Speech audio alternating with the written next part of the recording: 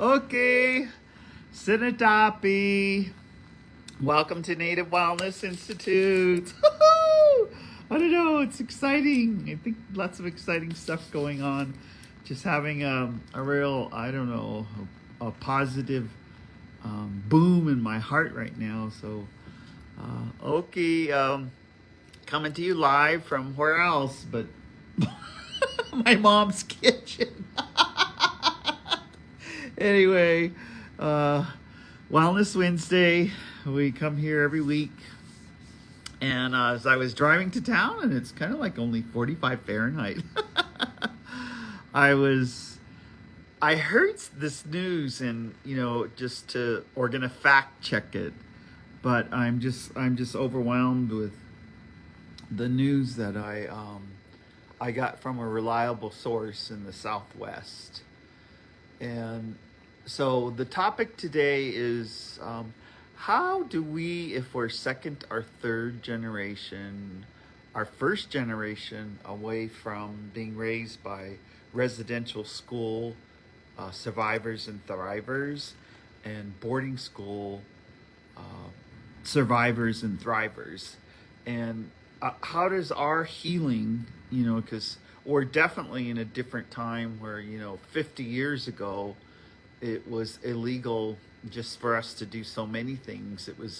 Until the Indian Religious Freedom Act, at least in the United States, and then in Canada and other indigenous places, there were laws that really prohibited us, number one, to speak our language. And the language thing still goes on. I just came back from Quebec, and I just really saw the isms, and the isms could be the ageism, the sexism, the racism toward people who didn't speak French. Parlez-vous français? Oui, oui, is about all. Nine, so whatever they say, I'd say nine. No! Hell no!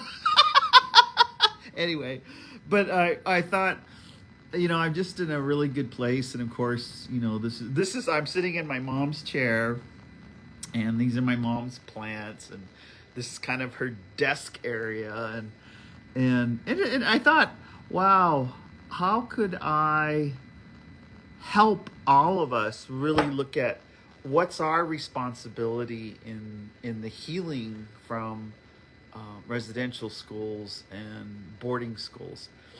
So the news, and we're fact checking it, but the news that I heard is in the Southwest that President Biden is going to apologize to all tribes and all Native Americans for what was done to our ancestors and what was done to us in boarding school.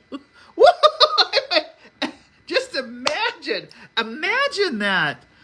So we're fact checking it right now, but just imagine that's a beginning step. And so I'll give you an example.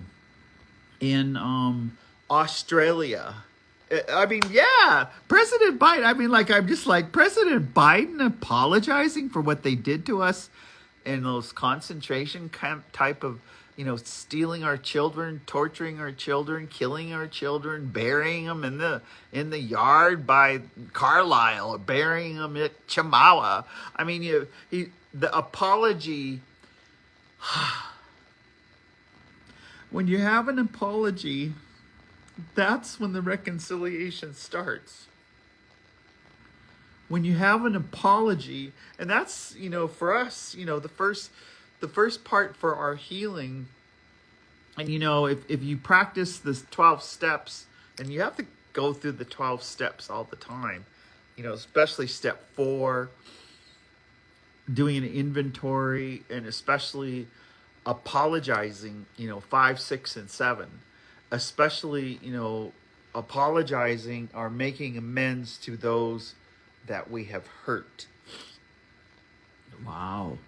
But imagine an entire country apologizing to all of us Indian people. So my mind is just fluttering with emotion. because that means it's going to be a great time of reconciliation. And you're having a big vote on November 5th. And I believe it's going to be something for our new president's going to bring healing.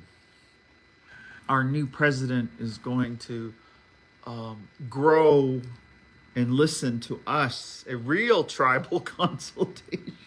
Usually they just have a token come in and whatever they say they believe, but the token they'll have tribal consultation and listen to, but this apology, I can see once they call it the Sorry Papers in Australia. And when we really began going there with the framework of gathering of Native Americans in 2012, thanks to Dr. Bonnie Durand at the University of Washington, sent us to the indigenous knowledge kind of, it was a gathering of just indigenous, but academic overtones. And I remember Dr. Bonnie Durand she said, Theta, I want you to go because they really need some people who are on the ground and doing grassroots, not just the suits, the roots and the suits, and would really like to send you if you could kind of framework what has happened, from 1990 to 2012 with gathering of Native Americans. And that's when we began going to Australia. Then in 2010, we had met Joe Day. We had met all of these Aboriginal people who came to Hawaii for the Healing the Spirit worldwide. And that started, Native Wellness began doing the adventures over because Joe Day and Nolita Edwards and their grassroots started coming to NWI's training at that time in San Diego. They took the healthy relationship training of trainers. And then from there, it just blossomed. Joe Day, and this is just a short story of their reconciliation with Native Wellness team being part of. When then we started our team, and mainly it was just like Robert Johnston, myself, Lavina Louie, and others. Thosh came, Shailene came. We brought we brought Charlie Tailfeathers. We just started going, and we were trying to look at historically, and that's what happened. What you have to look at: what happened 100 years ago, what happened 75 years ago, what happened, and so in Australia, wow, one of the best healing movies that you can watch is Rabbit Proof Fences. And it's based on a true story in which they just went out on the land and when they put the rabbit-proof fences and they started destroying the land, it also destroyed some of the songs, because some of the songs and on the walkabout, when you went on your spiritual journey, you sang your way around Australia in your walkabout. It's kind of like in ours, we get transferred into societies, but as you got transferred into spiritually growing, it was a walkabout. And we, Native Wellness, we always come in as facilitators. We never come in trying to work with the Aboriginal and say, be like us, okay? You pray like us, speak like us. We're not colonizing. We're indigenous alliance. And when we went into Australia, it began the history of the stolen generation, because what they did is they went out and they took any, and these are their words, any half-breed child that was half Aboriginal and half non-Aboriginal, which was the oppressors from Europe. We had Columbus, they had Cook had sailed and landed and murdered all they just mass murdered all the Aboriginals at Sydney. They just mass murdered any port that they came in, and they shackled, they handcuffed, they treated Aboriginal people like animals.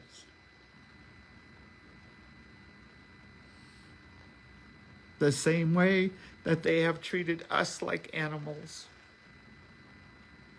The same way in Canada, in residential school, that they treated First Nations and Métis.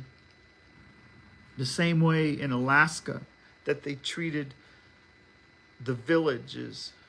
They treated us as seeing less, like we were less than. And in Australia, we, as Native Wellness, started going there, and Joe Day would, they have a different concept there. It's so funny sometimes because we would come there and we're so colonized, colonized with an agenda and colonized with, what's the objectives and what we're trying to do. And you go in with that framework. But when we first started doing the healing, and this was after the Sorry Papers, this was after the British, and it's almost the British took over, so their oppressors are British.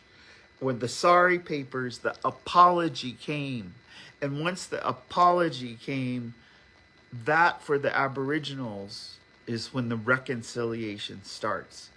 So when we're fact checking, if this Friday, if it's true that President Biden is going to apologize and say they're sorry for what they did to us in boarding schools, it's humongous.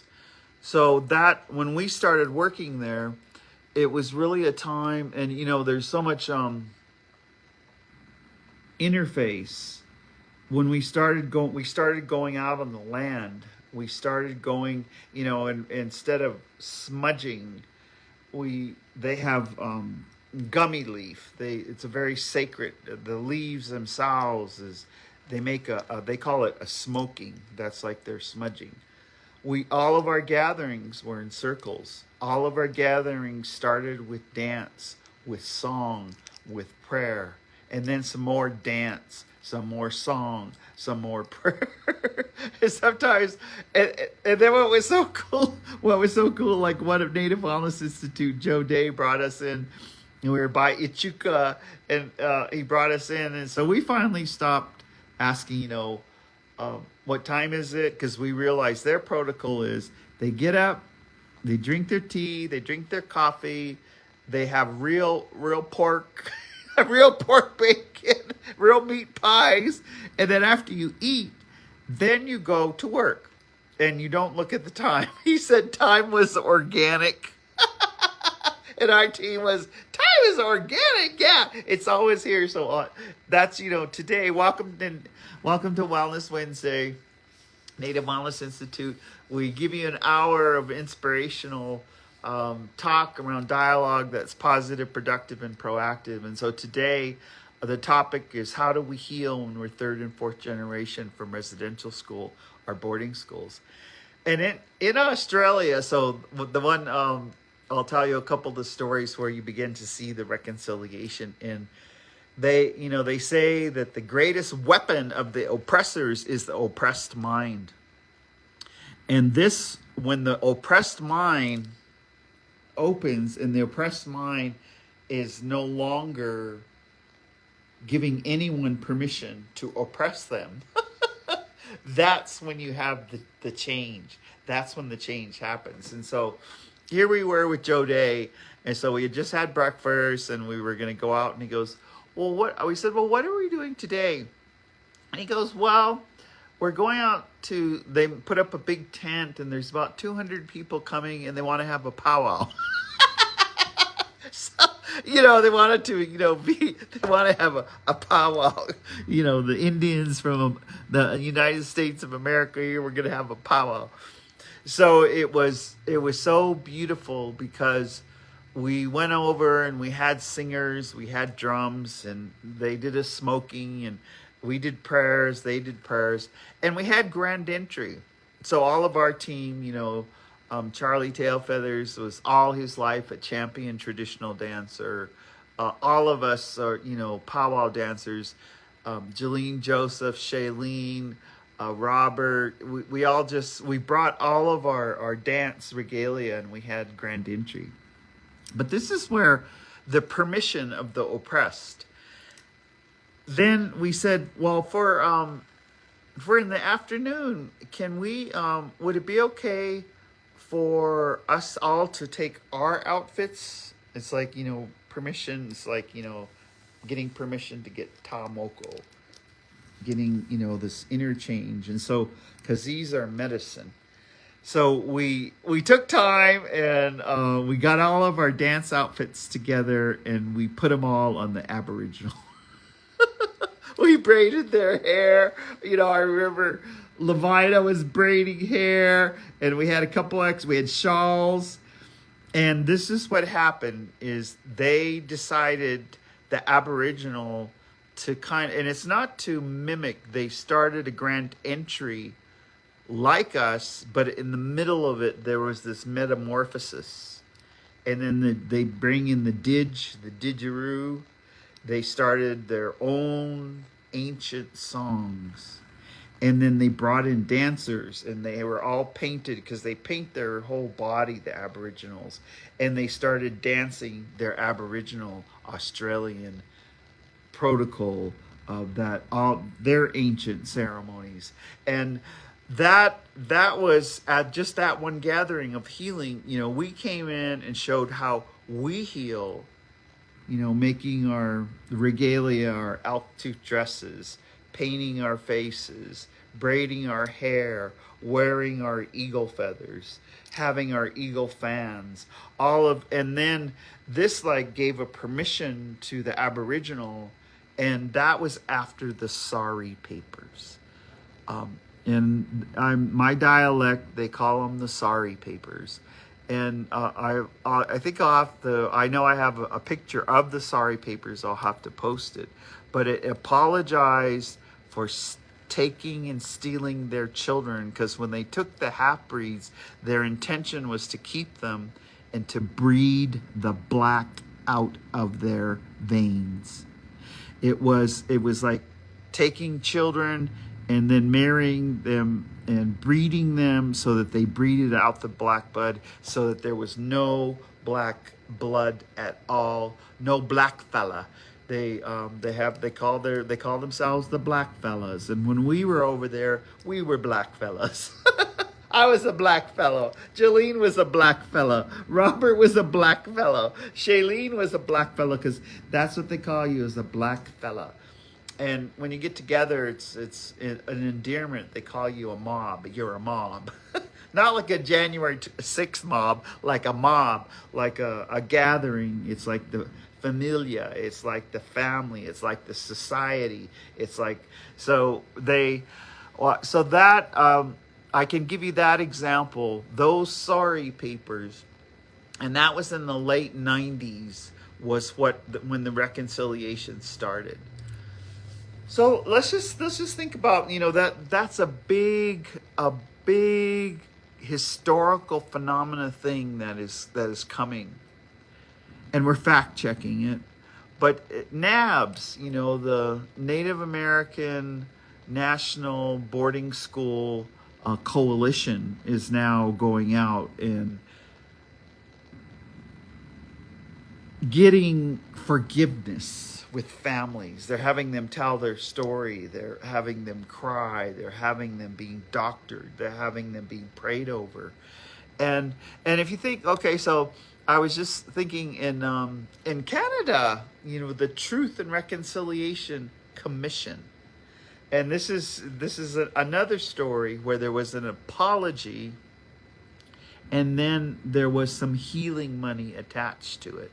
So the healing, I was just, like 2005, 2006, 2007, there was all of this push within all of the provinces, British Columbia, Alberta, Saskatchewan, Manitoba, Ontario, Quebec, all of the provinces like the states, they began to reconcile the correct history. So, okay, so first you say you're sorry, and then you say the correct history. It's just like now, Columbus did not discover America because we were already here. So if you get to hear the correct history. So if there's 574 plus tribes and some trying to get their federal recognition, we have to know each of their history. We have to know each of their resiliency, each of their growth. So I'm just going, dang. So coming to you, welcome to Wellness Wednesday. It is a beautiful day on the Blackfeet Reservation, Nistu, Mokoyo, Sequoia. I come each week, and so I wanted to say that that's the topic, but I also want to share some really more good news with you. You know, I'm here. I'm heading over to Blackfeet Community College because today is the exact 50th anniversary of Blackfeet Community College, and that means, whoa. In 1978 was the first graduating class, and it was 5 women. Mary Belcourt, there was the Tail Feathers, there was a LaPlante. Instead of writing it in a book, John Isaiah Peppian, I'm just looking for some water. John Isaiah Peppian and the Blackfeet Community Board of Trustees and the current staff. Oh, water tastes good. They decided to put like winter count. So they got a buffalo robe and they painted the 50-year history of the Blackfeet Community College. And it was so interesting because that will always be there. And and it started at the bottom of the buffalo. We call them eni. Eni is how we say buffalo. Some people say bison and all these other terms. Tatonka.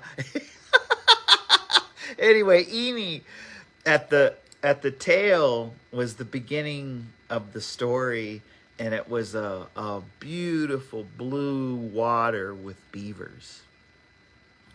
And then an intricate history, and they didn't like paint, but John Isaiah Peppian didn't paint like buildings.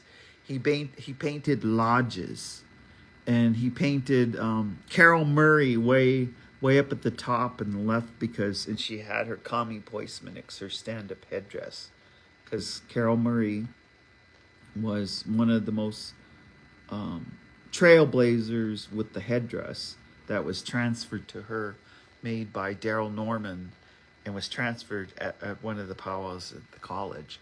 And then on the buffalo hide, because they started out with no buildings. They were just allied with getting a degree with the local community college, and now they're a land-based college, and they were just allying with all of the other land-based colleges. It started, with African American black colleges, and now they just signed papers there because they're partnership. They're going to be giving a lot of master's degrees where it's 2x2, where you do 2 years in the tribal college and then 2 years in the university. And with the growth is that you could get your PhD and never have to leave home. Imagine that. That's reconciliation. Is that you can get your PhD, get your master's degree, and still stay on your ancestors' land. And so that was that's what's happening at Blackfeet Community College. The celebration was a couple days ago. There was, my hats off to Dr. Brad Hall, Dana Pemberton, and Wildman, and I think some of their board of trustees were there. But there was like surprise guests, like Governor Bullock came. And Governor Bullock, and there was other colleges and universities because we have been so innovative. Blackfeet Community College was one of the first colleges to have a green building that's all majority solar run, and wind, off of wind. It's the first green building. They call it the green because it can exist without all of these resources in the United States. So we were over there, and it was just so good to sit there as the elder with the elder, because mom's 86, and there was the first 5 graduates. They brought in their descendants because they had passed, but these first 5 graduates, they brought all their descendants. So, and they gave them an award. They gave them an eagle feather encased, and it was just to recognize. But here's the big thing. Oh my God! Once they got up, like, people started telling stories like, "How many degrees from BCC do you got?" We think we know one veteran woman that has 11 degrees from BCC. But not only those first 5 women that graduated, their children graduated from BCC, and some went on to other universities. Their grandchildren had graduated from BCC, and their great-grandchildren are now enrolled at BCC. But you could see, just like even in that 50 years, and maybe that's a good way to look at this reconciliation and this truth around residential schools.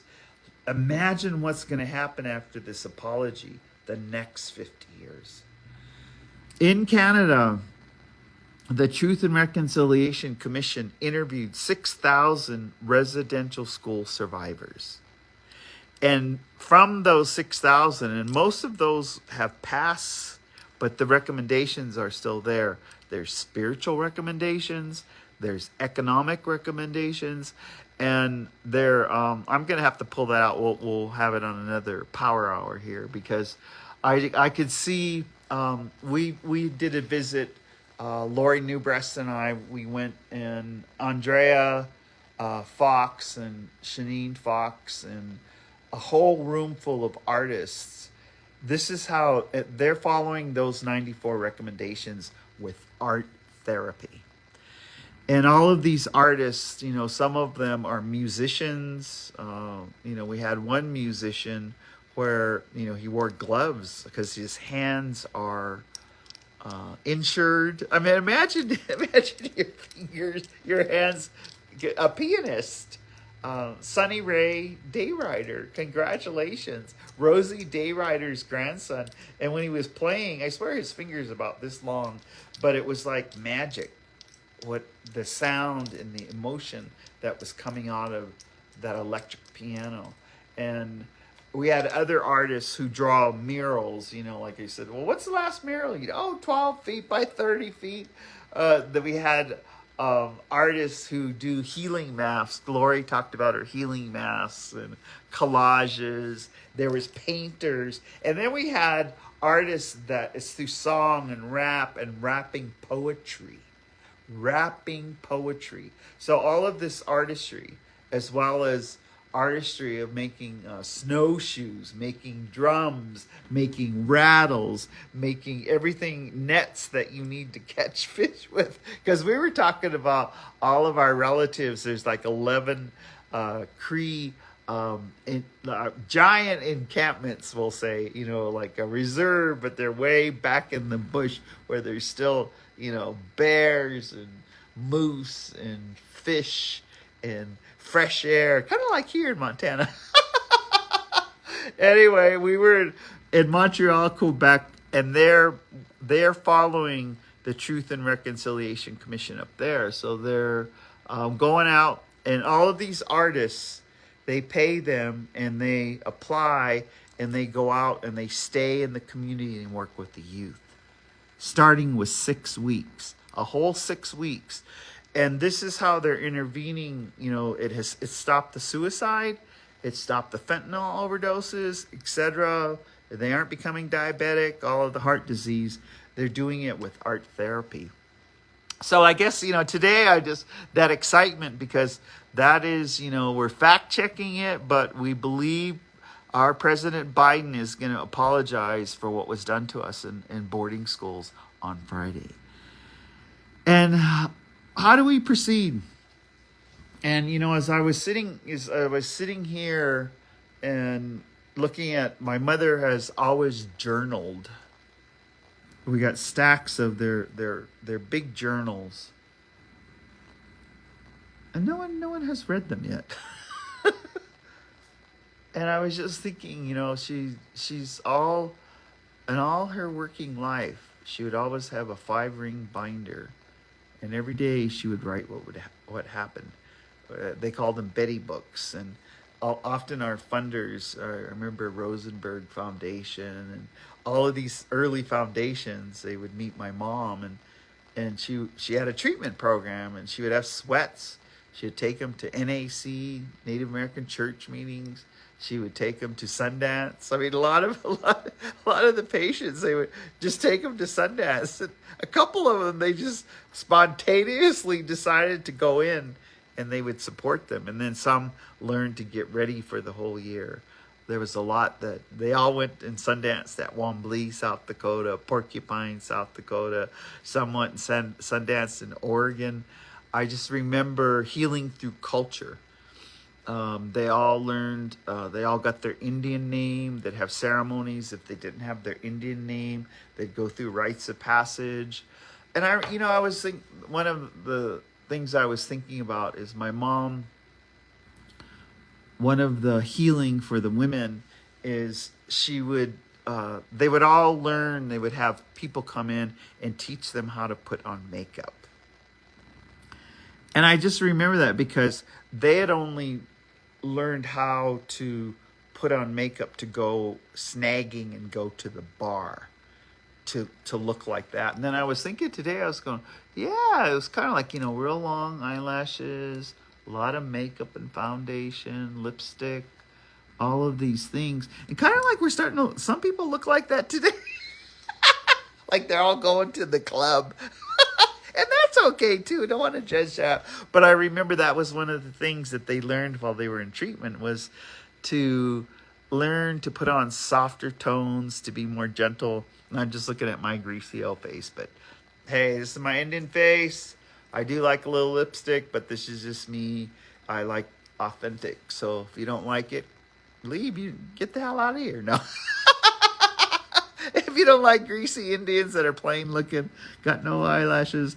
But that was one of the things. But she also taught them how to cook, because all of them in their addiction are in their home life. They didn't learn how to cook. So I just remember we'd have so much fun because they'd be mixing bread, and she'd always make, yeast bread and, baking powder that all learned.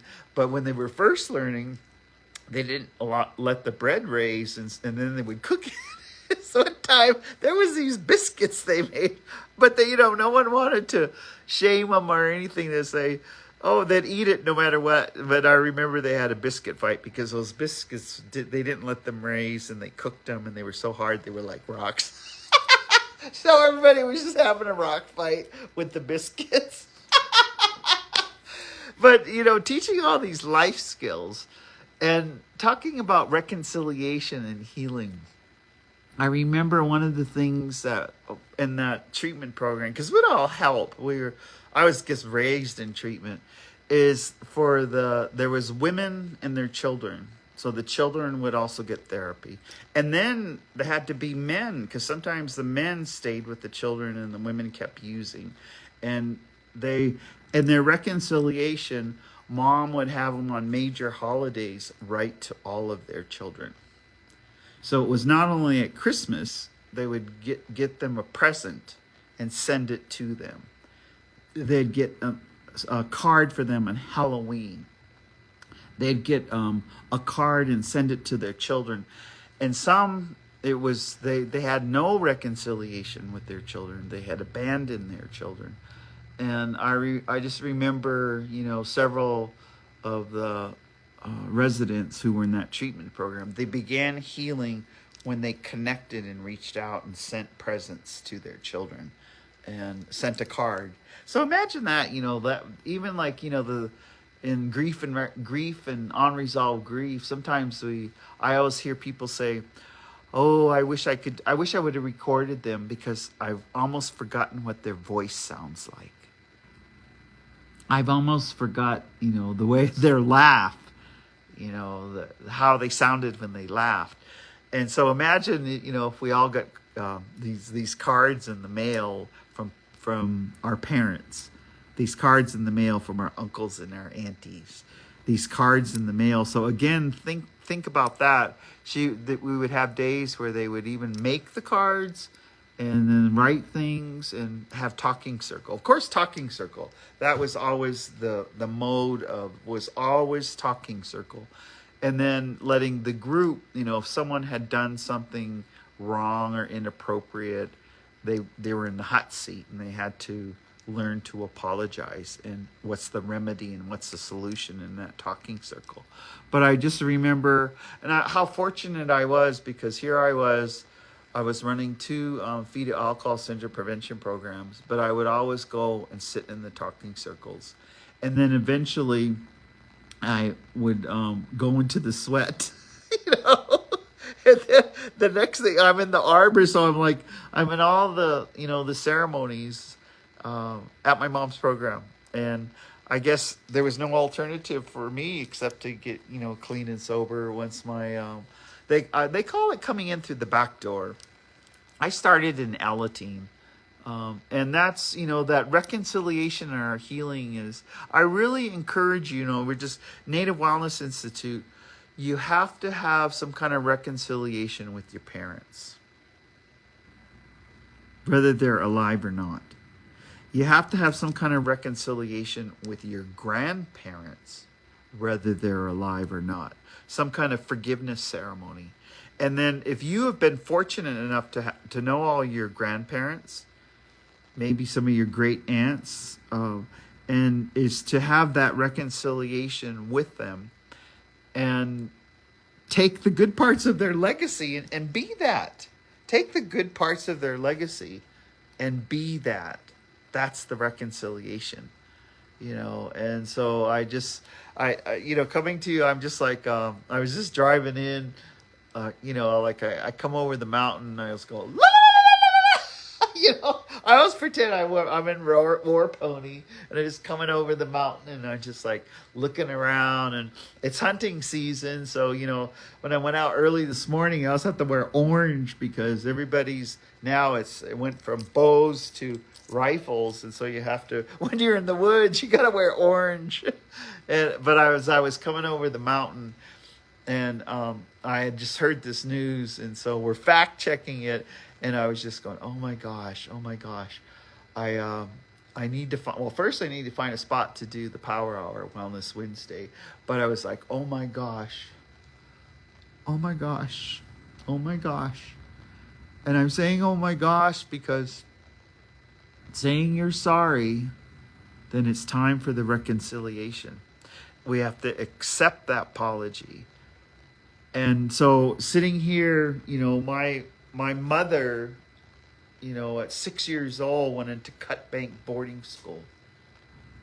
And she ran away a couple of times. And that last time she ran away, John Caffrobe saved her. And John Caffrobe was with our Aunt Annie, our Awatski, Irene Bullshoe's sister, her older sister, Aunt Annie.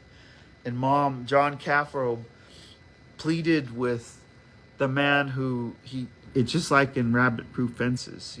Blackfoot would go out and chase the kids down and bring them back to boarding school. And they had them in a paddy wagon, like a paddy wagon with bars, so that like animals, they would grab the children and bring them back to boarding school. And it was John Caffrobe who went, and they were arguing in Blackfoot. He said, let me take Betty. That's my mom. Her mom, Irene, moved to town. Let me take her to her mom. And so they went, and then he said, no, I have to take her back. Otherwise, I'll get in trouble. Because the oppressed mind, he wanted to just, this was the last of the kids that had ran away, and he wanted to take my mom and take her back to the boarding school. And finally, John's argument won, and he was able to take my mom, and he took her right right down, and Grandma got to keep her. But my mother was even then she had to go to the superintendent and again ask permission to have her daughter at home, and then she could attend Browning schools, which she did. And then she went to Flandreau boarding school, because it's so weird. They had like layers. There was the boarding school here as children, and then there was Flandreau boarding school, and now Chemawa, and now there's day boarding school. But it's still that where our children are taken, and we don't have them close. We don't have them near us. And so it was John Caffrobe that saved my mother. And my mother would always tell us, and we'd listen, because she used to always say, over my dead body will you go to boarding school. So we're like, okay, we go to boarding school. And you're going to get your education. So I was just like, okay, where do I go to college? Where do I get my education? And I remember Mom working with me, God, when I was like in second grade, and I was trying to make synonyms, and she'd be helping me do my homework. And even when I got into UC Berkeley at orientation, here I am, 17 years old, going on 18 years old. Who comes to their orientation with their kid? My mom. I'm the only one going into the UC Berkeley. They're all in their orientation. But in my orientation meeting, my mother comes and sits. And that's the healing. She just did not want any educational institution to treat her child less than. And boy, I tell you, that was grilled in her head. So in a good way, I was raised Blackfoot. And I'll just say something, I think that all tribes have this. One time was one of my relatives, my Kainai relatives, was quizzing me about how come we didn't get wiped out. How come they didn't wipe us out? What was it that we had? And anyway, we'd have this dialogue, and the answer, the long answer was that our medicine was confidence. Our Blackfoot medicine was confidence. It's medicine. We're confident. If we think we can do it, we'll do it. If we think we're going to get an education, we'll do it. If we think we're going to build our own house, we'll do it. If we think we're going to raise all of our children in societies, we'll do it. If we think we're going to, that confidence level. And I just remember, believing. That's why my mom was not wiped out. That's why John Caffrobe saved her. That's why my great-grandparents, they all had confidence. So then let's just think about that for a moment. How do we build confidence in our children? How do we, as parenting, confidently build that? And it's not arrogance, and it's not egotistical. It's confidence. Like I always have to have a story. This morning when I went on my walk, I had to wear my fox hat. It might have been like, 40, between 40 and 45 Fahrenheit. So I had to wear, and now I got this when I was in Montreal. This is my new cashmere from the Bay, but they call it Le Bay, Hudson Bay. But it's so warm. And so here I was, I had my fox hat on. I have a new nephew. I call him Spin. He's a Spin. He's Mayan. Anyway, he's got some podcasts up there, but I was wearing, and I had my mucks on, and I went down, and I have sweet pine that grows around all where I live.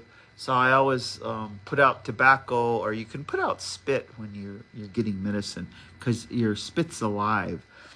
And I got just a little piece of sweet pine, and I was praying because, there's mountain lions and the bears are still awake, and there's some moose where I'm at. So I don't have my dog Ocon Iron Pipe anymore. I do have a weapon for self-defense, but my confidence is in that sweet pine. So I was just smelling it. Oh, God, it smelled so good. And then I was just saying my prayers, and I was going along, and I walked all down the lake. I go about a mile down. then I hike up to the upper road, then I come around the gravel, and then I decided to. There's this big old rock, and I've mentioned it before, and it looks like it's petrified dinosaur skin. So no, it's not going nowhere, and I'm not trying to tell anyone for a museum to get it. But I thought I'm gonna go and put this sweet pine and to hold my prayers. I'm gonna put this sweet pine on top of that petrified rock that looks like dinosaur skin. And so when I went and I put it out, and I was just saying my prayers, and I was just finishing, and I looked up, and there right in the lake was a kayak, and it was bobbing, like, it had rocks in it or something, and it was coming a little bit towards the edge, and so anyway, Blackfoot's, my relatives always say, we don't steal stuff, we just take it. So I was thinking, that's what happened to my... Anyway, I tucked in my pants and I got in my mucks. And I did at that moment, I guess I was part animal. Nistun Nidaniko Makoyo Sakoi, my wolf.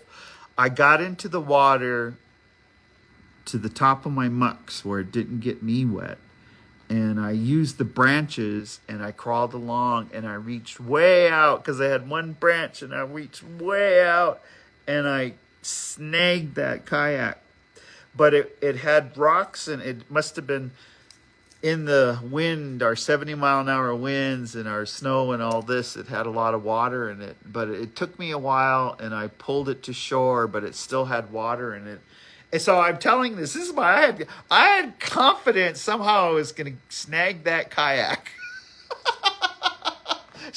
But at one point, I wasn't wet. I was holding onto the branches, but I'm not as strong as I used to be. So some of the water was going out, and I was getting some of the water out. And I thought, boy, you really have to be patient to work on a boat, to work with a canoe. You really have to be patient. And it's all about praying to the water. So, hi Ostrapatapi, hi O Nina, hi O Napi Natusi, a sweet tippy spirits. I just started praying to the water. I said, water, if I'm supposed to get this kayak for next spring, help me. And then I started praying to the loons and the beavers, and then two golden eagles flew over. So I just thought, I'm just supposed to be here enjoying this, whether I get this kayak or not. And then I just pulled one more, and I got it up on shore. And we'll see if I'll go tomorrow when I have more time. Because I was thinking, oh, shoot, I got to head to town.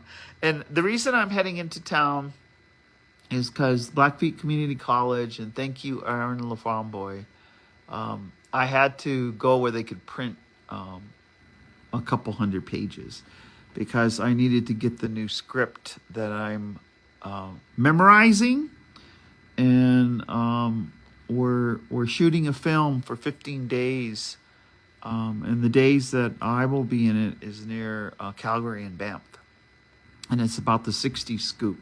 So that's my good news. So say a prayer for me, because I'm going to go over, and I guess my following days is to memorize this 60 scoop story, and it's about 4 siblings. It's called Becoming a Family. It's Tasha Hubbard is director, but it's about 4 siblings who come together in their 50s, and it's their healing journey. And so I'm scripted into that, and I'm not gonna divulge much more. They'll probably, but we're filming the next 15 days. And so I need the prayers, because it's I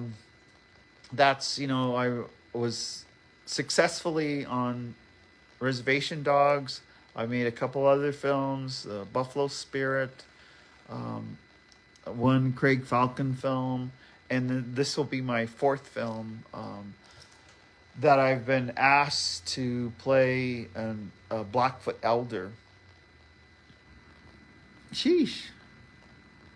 It'll be interesting. And so that's where I'm headed. I'm headed up north. And so think about, your healing in summary. If your grandparents are your parents, are you yourself? We're in residential school, our boarding school, even day boarding school, are in a structure, sometimes I think about even in the military. My hat's off to all of our veterans, but if you're in that regimented and you're healing from that, how do you do that? How do you heal from the post-traumatic stress with post-traumatic growth? And so, so let's say post-traumatic, there is this, we know the stress, we hear trauma, we know all, but we heal in levels. But how do we heal in post-traumatic growth? I say one with humor. Everyone, there's always that old saying, the 93-year-old Alcoholics Anonymous person who's laughing and smiling all the time, and everyone's kind of, getting irritated with it, and they just, how come you're laughing and smiling all the time? Don't you have any resentments? Don't you have any, resentments? And it says, no, they're all dead. No resentments, they're all dead. Anyway, so how do we heal? With humor. And I just, sitting here, sitting here in my mom's place, my mom has always had a great sense of humor. When we were having Chinese food the other day, she kept laughing because there's always these little sayings, and on the one that she kept laughing over was, the waiter says to the diner,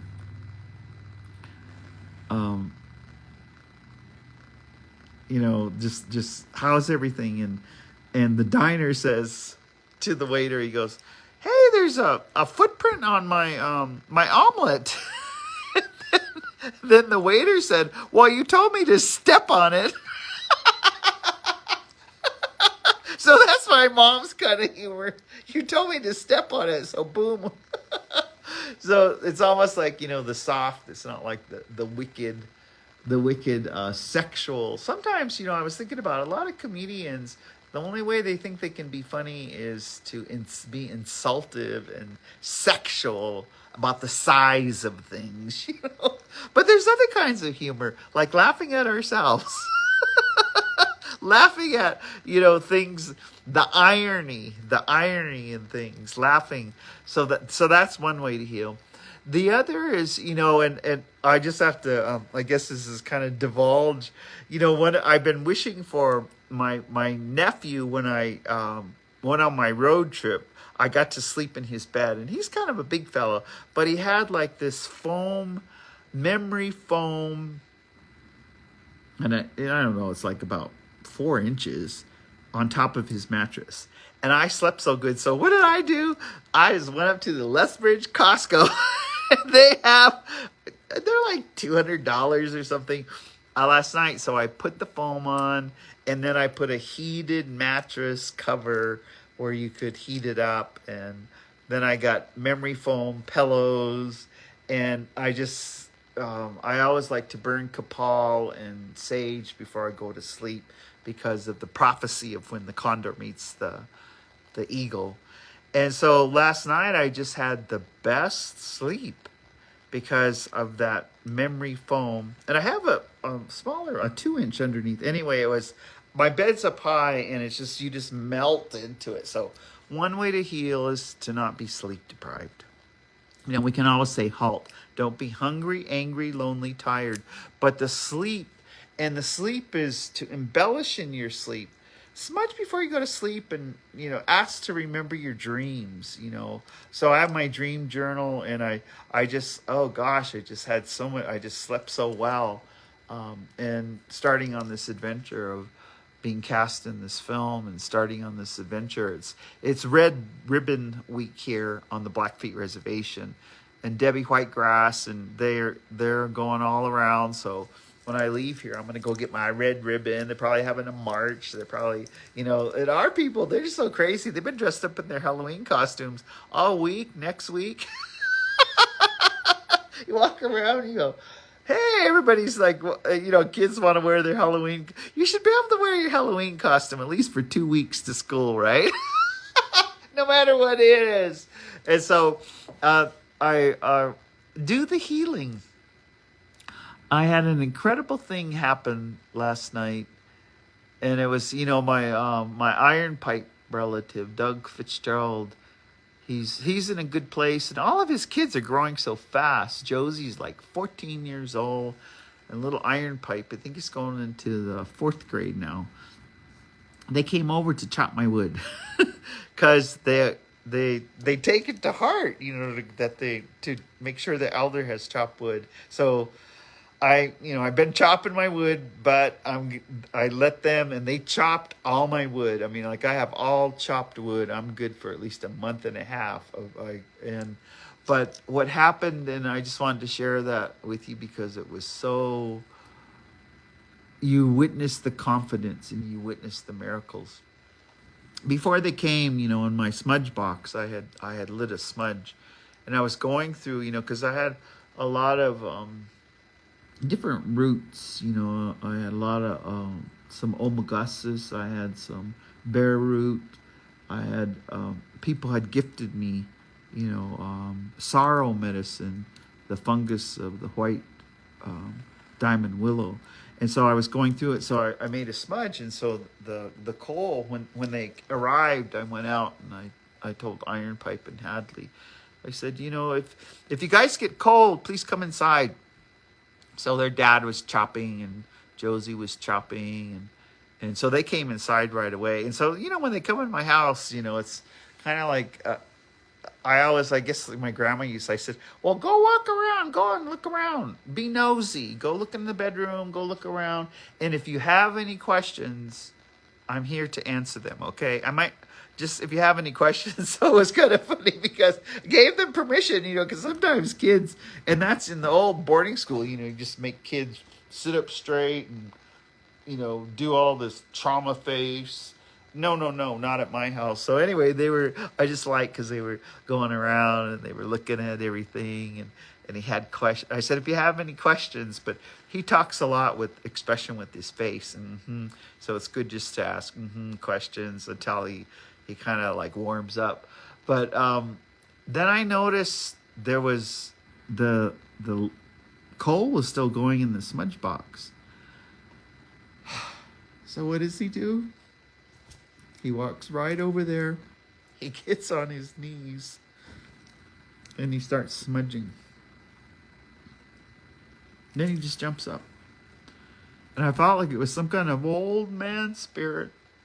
I thought, he's named after Iron Pipe.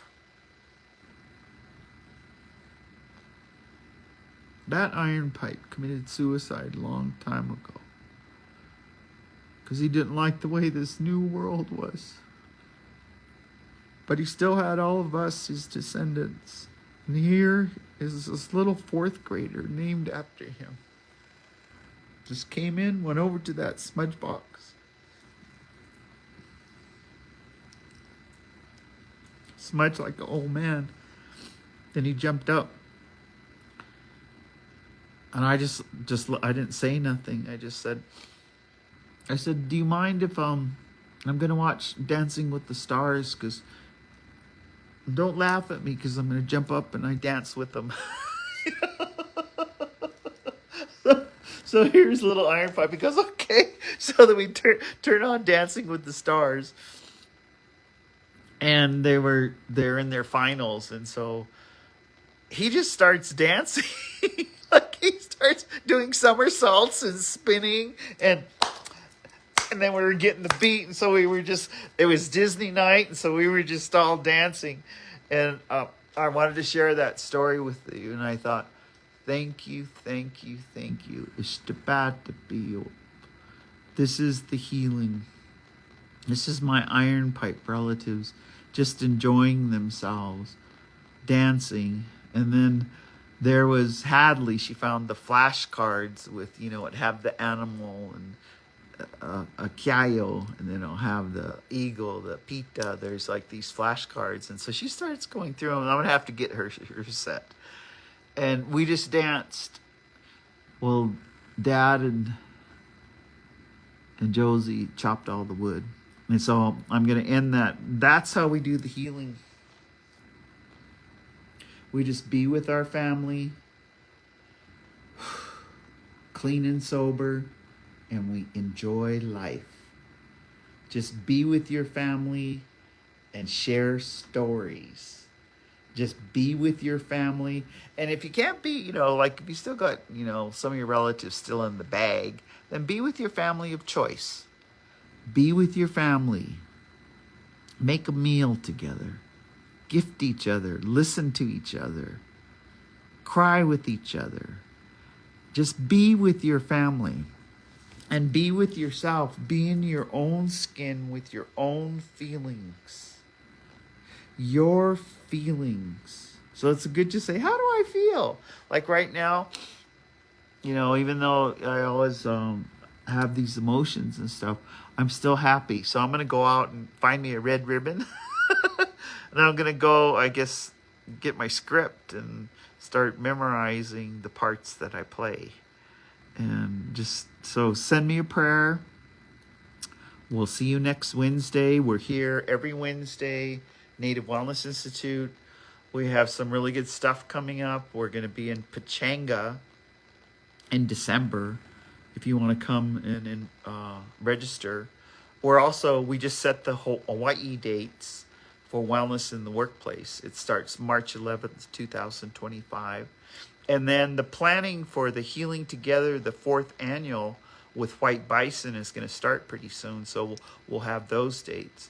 And then, if you go to YouTube and you type in Native Wellness Institute, you can see our whole team. All of the power hours are free. And so with that, I'm going to bid you farewell and say Kitakito Matsuno. And I really appreciate all of you. And thank you for sitting with me during this time at my mom's kitchen. This is Betty Cooper. I'm sitting in her medicine. And as long as I respect my mom, as long as she's alive, I'm going to make life good for her. I'm going to listen to her. I'm never going to talk back. And I'm going to have fun with my mom and my sisters and my brother. So be with your family and enjoy. Just enjoy. Be thankful. Make the gratitude list. So we'll see you next Wednesday. Kita Matsuno.